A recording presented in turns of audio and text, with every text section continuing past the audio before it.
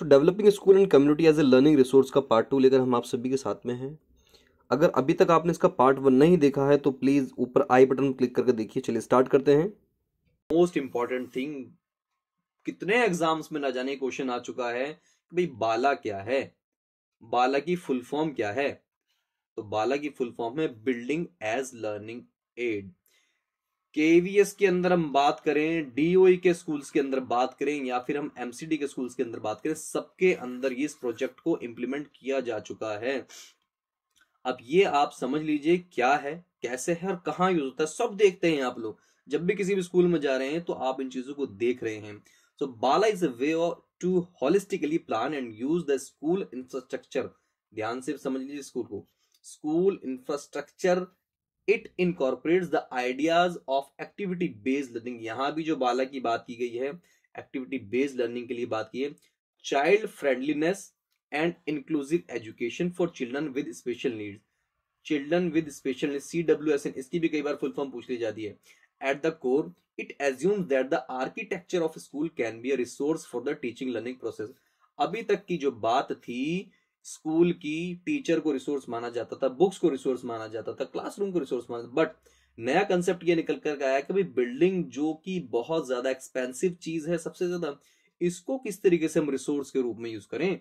तो सबसे ज्यादा इसके ऊपर आजकल जोर दिया जा रहा है कि BaLA building as learning aid, इसको हम किस तरीके से इंप्लीमेंट करें। Since the building are the most expensive physical assets हैं of a school, effort should be made to derive maximum educational value from them. कि किस तरीके से अब आप इसमें एजुकेशनल वैल्यूज जो हैं वो बता पाएंगे, कौन कौन से कंसेप्ट ऐसे हैं जो आप इसमें पिक्चर्स के थ्रू या किन्हीं और चीजों के थ्रू बिल्डिंग को आप किस तरीके से यूज कर पाएंगे। एक बड़ा सवाल था, लेकिन बाला की वजह से आज आप देखेंगे तो सारे स्कूलों की जो है एकदम काया पलट हो गई है। सब में एकदम आपको बिल्कुल नयापन देखने के लिए मिलेगा, आए दिन आपको नए नए चेंजेस देखने को मिलेंगे। दस, BaLA is about exploring uniqueness of 3 dimensional space as a child friendly learning and resource for all children. अब यहाँ जो बात की है भाई, बिल्डिंग को किस तरीके से रिसोर्स के रूप में इस्तेमाल किया जाए, बाला समग्र योजना बनाने और स्कूल के बुनियादी ढांचे का उपयोग करने का एक तरीका है। इसमें विशेष आवश्यकता वाले बच्चों के लिए गतिविधि आधारित शिक्षा, बाल मित्रता और समावेशी शिक्षा के विचार शामिल हैं। मूल रूप से यह मानता है कि विद्यालय की वास्तुकला शिक्षण अधिगम प्रक्रियाओं के लिए एक संसाधन हो सकती है। चूंकि भवन किसी विद्यालय की सबसे महंगी भौतिक संपत्ति होते हैं, इसलिए उनसे अधिकतम शैक्षिक मूल्य प्राप्त करने का प्रयास किया जाना चाहिए। इस प्रकार BLL मतलब बाला सभी बच्चों के लिए एक बच्चे के अनुकूल सीखने के संसाधन के रूप में 3 आयामी स्थान की विशिष्टता की खोज के बारे में है। तो बात हो गई हमारी बाला की। बाला की आपको फुल फॉर्म मालूम होनी चाहिए। अब यहाँ देखिए, तो यहाँ पर आप बाला के कुछ एग्जाम्पल्स देख सकते हैं कि बिल्डिंग को किस तरीके से यहाँ पर सोलर सिस्टम, टेबल्स, प्रार्थना और डिफरेंट जो अल्फ़ाबेट्स को यहाँ पर दिया गया। अब यहाँ पर अगर हम बात करें तो एल्बर्ट आइंस्टाइन ने कहा है, भाई मैं अपने विद्यार्थियों को कभी नहीं पढ़ाता, मैं केवल उन स्थितियों को प्रदान करने का प्रयास करता हूं जिनमें वे सीख सकते हैं। आपका केवीएस भी यही कहता है कि आपको कैसे वर्क करना है, फैसिलिटेटर। और ये फैसिलिटेटर कहां से आई टर्म निकल कर, भाई NCF 2005 में लिखा गया है कि टीचर का रोल क्या है, एज ए फैसिलिटेटर है। तो यही काम तो आपको करना है। So I never teach my peoples, I only attempt to provide the conditions in which they can learn. Albert Einstein ये भी तो यही कह रहे हैं, NCF 2005 भी यही कह रहा है, आपका केवीएस के अंदर भी यही हो रहा है। तो आपको क्या करना है, एज ए फैसिलिटेटर काम करना है। एक राजा की तरह सिंहासन पर बैठकर ऑर्डर नहीं देने हैं, आपको बच्चों के साथ में उन्हीं के लेवल पर जाकर उनको पढ़ाना है। अभी हमारे केवीएस में क्या हुआ कुछ टाइम पहले, FLN कहाँ दिया जा रहा है, NEP 2020 में।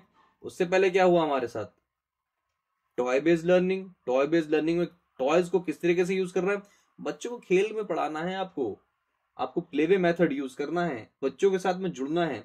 जितना बच्चों का मेंटल लेवल है उन्हीं के लेवल पर जाकर उन्हीं के साथ में आपको जुड़ना है। और ये रिलेशन कहाँ बिल्डअप होगा, ये लर्नर सेंटर एनवायरनमेंट है। और इसमें कहा है, पहले अभी तक क्या था कि भाई टीचर पढ़ा रहा है, बच्चा सुन रहा है, टीचर ने बताया, बच्चे ने सीख लिया। अब सारे बच्चे तो नहीं सीख पाते हैं। अब हमें ऐसा एनवायरनमेंट देना है which learner and teacher are learning from each other, कि भाई बच्चा भी टीचर से सीखे और टीचर भी बच्चे, तो 2 वे कम्युनिकेशन होगा, यहाँ पर 2 वे लर्निंग चलेगी।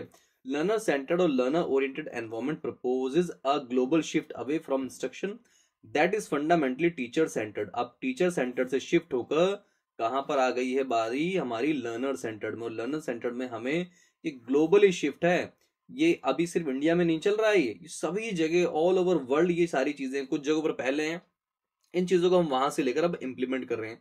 Eight time persuasively term as sage on the stage. जैसे मैंने कहा भाई एक राजा की तरह सिंहासन पर नहीं बैठ रहना टीचर को, हम टीचर हैं, हमारी पेरेंट्स के साथ में कम्युनिकेशन बहुत अच्छी होनी चाहिए। कम्युनिकेशन अच्छी होगी तो हमारे जो रिलेशन है पेरेंट्स के साथ में बहुत अच्छे होंगे। क्योंकि आप केवी की बात कर रहे हैं, केवी में जो मैक्सिमम बच्चे आते हैं वो गवर्नमेंट एम्प्लॉयज के आते हैं, कैटेगरी 1 2 3 4 और 5 तक तो बाद में अगर सीटें बचती तब पहुंचते हैं। अब जब इन रिलेशन की बात आती है तो यहाँ पर इन रिलेशन से जब कम्युनिकेशन आपका अच्छा होगा तो आप कम्युनिटी से जुड़ रहे हैं। कोई आपके साथ में पुलिस वाले भी होंगे, उनके बच्चे भी होंगे, डॉक्टर हैं उनके बच्चे भी होंगे, नर्स हैं उनके बच्चे भी होंगे, और भी बहुत सारे अलग अलग डिपार्टमेंट के बच्चे भी होंगे। अब यहाँ पर बारी आ जाती है आपके रिलेशन को आप किस तरीके से इनकैश कर पाते हैं, एज कम्युनिटी को आप कैसे स्कूल तक लेकर आ पाते हैं। और साथ में अगर आपने सुना भी होगा वीएमसी कमेटी बनती है स्कूलों, विद्यालय मैनेजमेंट कमेटी बनती है, या एसएमसी बनती है, आपने डीओए के स्कूल्स में सुना होगा या आपने जहाँ कहीं भी काम किया होगा। तो ये सब चीजें आपको ध्यान रखनी है कि आप इस कम्युनिटी को कैसे लेकर आते हैं। और इसके साथ साथ बच्चे की प्रोग्रेस, जो टीचर हैं बच्चे की प्रोग्रेस को आप किस तरीके से पॉजिटिव वे में पेरेंट्स तक पहुंचाएंगे, किस तरीके से आप कम्युनिकेशन करेंगे। सीधी सी बात है, आपके पास में जो भी आप काम कर रहे हैं उसकी जवाबदेही होनी चाहिए। दूसरी चीज कि जो आप काम कर रहे हैं आपके जो कम्युनिकेशन है वो आपको बहुत बेनिफिट देगा, वो आपके लिए एज ए रिसोर्स वर्क करेगा। कि जो आपको रिसोर्स जो है क्रिएट करना है अपनी टीचिंग लर्निंग प्रोसेस को और ज्यादा इंप्रूव बनाने के लिए, अपने कंसेप्ट को क्लियर करने के लिए, वो ये आपका जो कम्युनिकेशन है ना यही आपकी हेल्प करेगा। आ पाएंगे। So we can utilise community as a learning resource in following manners. अब ये बहुत सारे तरीके हैं जिनमें हम संसाधन के रूप में जो हमारी कम्युनिटी है, जो हमारे पेरेंट्स हैं, जो हमारी सोसाइटी है, उनको किस तरीके से यूज कर सकते हैं। सबसे पहले बात है, हम बात करें मार्गदर्शन सेवाएं, गाइडेंस सर्विसेज। क्या जो समुदाय के जो बहुत सारे आपको मिल जाएंगे ऐसे जो रिटायर्ड टीचर हैं, ठीक है, जो रिटायर्ड लोग हैं, या बहुत सारे पेरेंट्स हैं जिनके फोर फादर्स या जो उनके जो बड़े पेरेंट्स हैं जिनके एल्डर्स हैं वो किसी डिपार्टमेंट से रिटायर्ड हैं या वो किसी डिपार्टमेंट में हैं ऑलरेडी, तो उनसे हम लोग गाइडेंस सर्विसेज ले सकते हैं।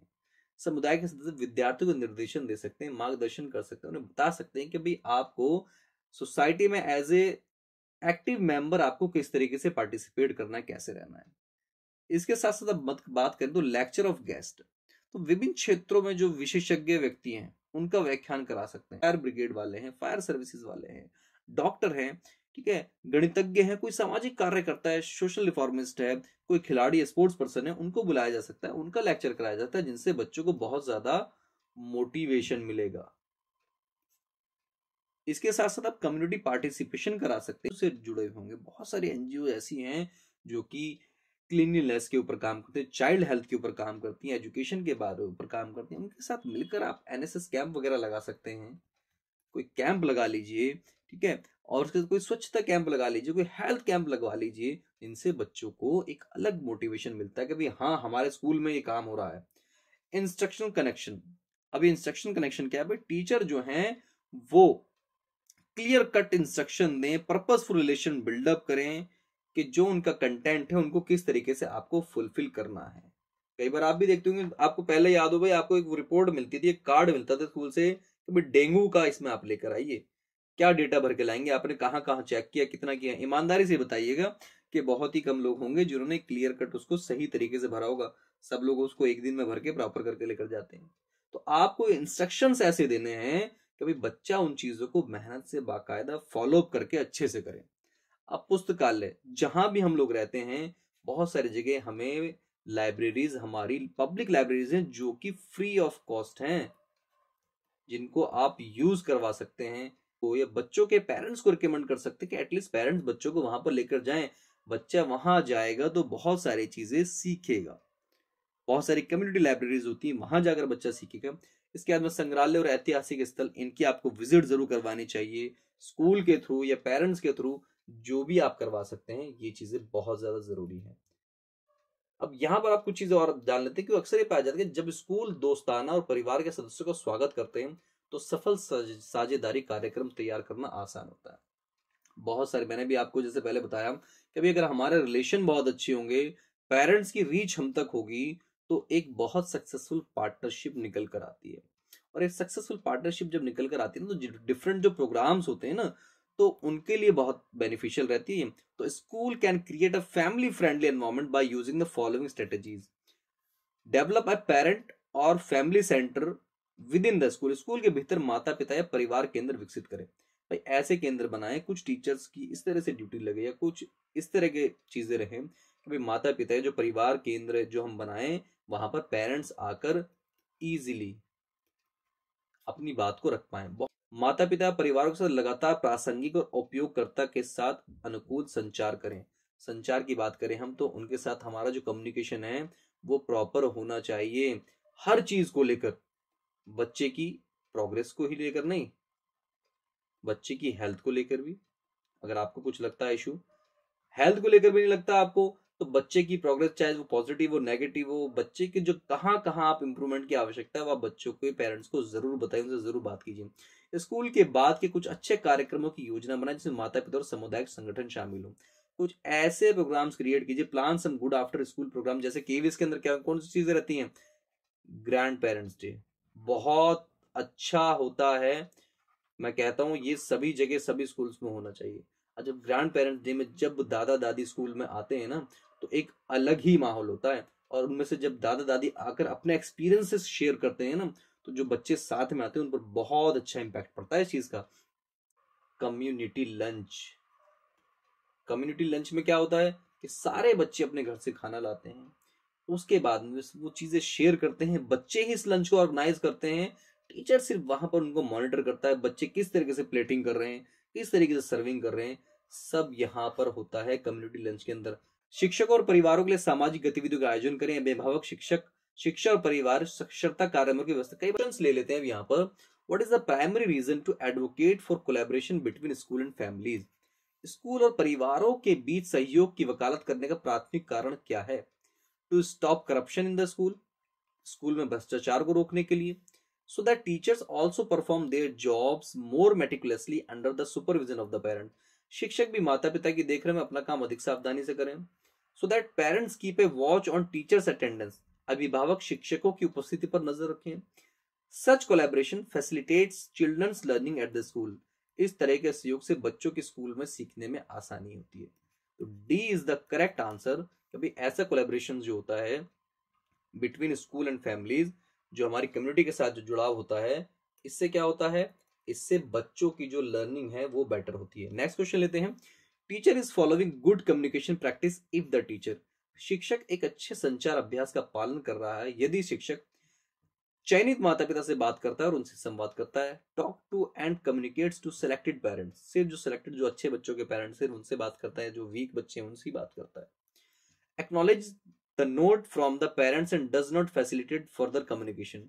माता पिता ने कोई हमें कंप्लेंट भेजी, कोई बात लिखकर भेजी, उनकी बात को हमने एक्सेप्ट किया, अपने पास रखा, लेकिन उसका उन्हें कोई रिप्लाई नहीं दिया, तो यहां पर ये ऑप्शन भी नहीं होगा। Acknowledges the note from the parents and adds own comments to facilitate further communication. माता पिता से नोट स्वीकार करता है और आगे संचार की सुविधा के लिए अपनी टिप्पणियां जोड़ता है। तो यहां पर अगर मैं कहूंगा तो सी ऑप्शन जो होगा हमारा, ये बिल्कुल करेक्ट होगा, क्योंकि यहाँ पर टू वे कम्युनिकेशन की बात हो रही है।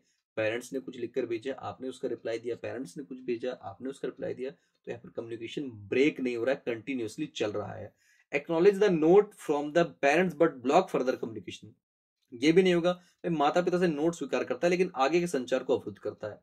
पेरेंट्स से कोई आई बात, हमने उसको सुना और उसका कोई हमने रिप्लाई नहीं दिया, तो यहां पर C will be correct answer. कभी नोट स्वीकार करता है, acknowledge the note from the parents and add on, अपनी बातों को उसमें एड ऑन कर रहा है। नेक्स्ट क्वेश्चन लेते हैं।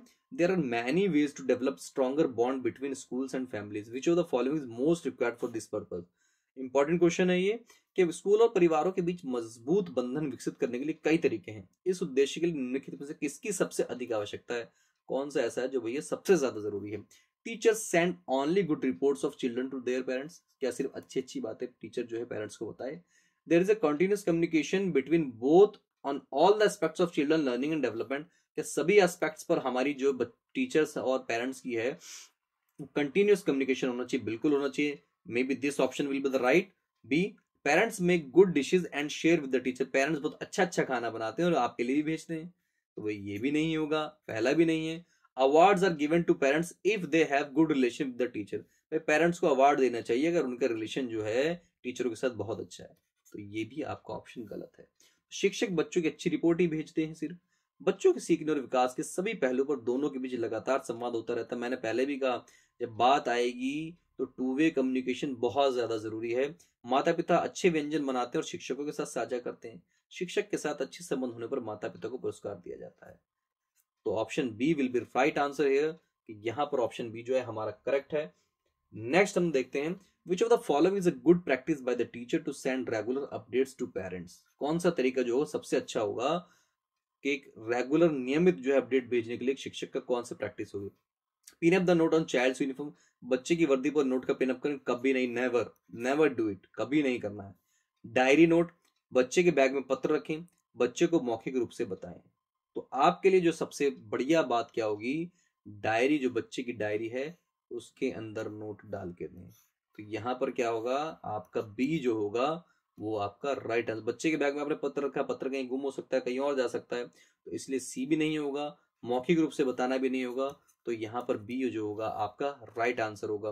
तो आज के लिए इतना ही, बाकी कोशिश यही रहेगी हम सभी की, पूरी अधिराज टीम की, कि भाई आप लोगों का केवीएस में सिलेक्शन जो है उसको 100% श्योर करवाया जाए। तो thank you so much guys for watching, मिलते हैं नेक्स्ट वीडियो में।